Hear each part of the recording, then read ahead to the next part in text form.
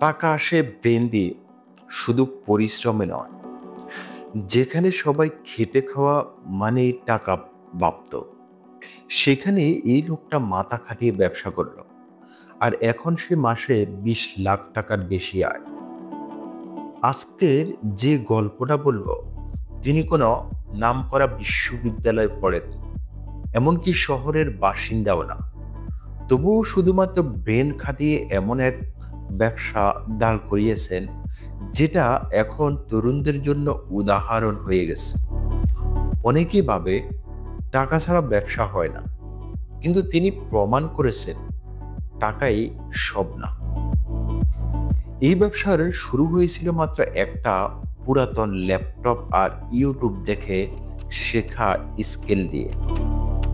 সকাল থেকে সন্ধ্যা পর্যন্ত অন্যের দোকানে কাজ করতেন, আর রাতে নিজের ঘরে বসে মার্কেট রিসার্চ করতেন।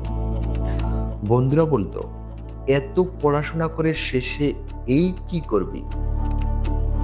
তিনি তিনি জানতেন, যদি সঠিক সময় সঠিক জায়গায় ব্রেন খাটানো যায়, সাফল্য আসবেই।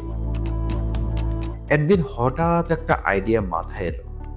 লোকেরা গ্রামে অনলাইন শপিং করতে চায়, কিন্তু কেউ ডেলিভারি দেয় না। তিনি ঠিক করলেন নিজেই একটা ছোট ডেলিভারি সার্ভিস চালু করবেন। একটা সেকেন্ড হ্যান্ড বাইক কিনে নিজেই প্যাকেট পৌঁছে দিতে শুরু করলেন। 2 মাসে প্রায় 50+ ক্লায়েন্ট পেলেন।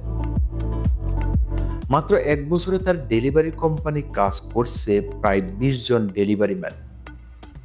গ্রাম অঞ্চলের মানুষ এখন শহরের পণ্য পাচ্ছে 24 ঘন্টার মধ্যে। মাসিক ইনকাম প্রায় 20 লক্ষ টাকারও বেশি। এখন তিনি মোবাইল অ্যাপ বানাচ্ছে, যেখানে মানুষ নিজে অর্ডার করতে পারবে। এই গল্প থেকে আপনার শেখার মতো অনেক কিছু আছে।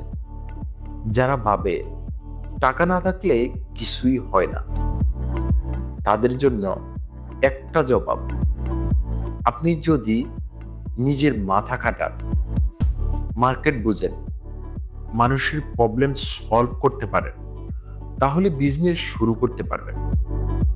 কারণ টাকা পরিশ্রম দিয়ে নয়, ব্রেন দিয়ে তৈরি করতে হয়।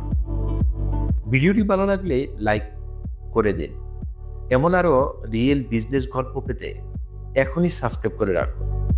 পরের ভিডিওতে দেখাবো এক সময় যে লোক ফুটপাতে বসে চানাচুর বিক্রি করত, সে এখন নিজের চানাচুর ব্র্যান্ড 10 কোটি টাকার ব্যবসা শুরু করেছে। সবাই ভালো থাকবেন, সুস্থ থাকবেন। আল্লাহ হাফেজ।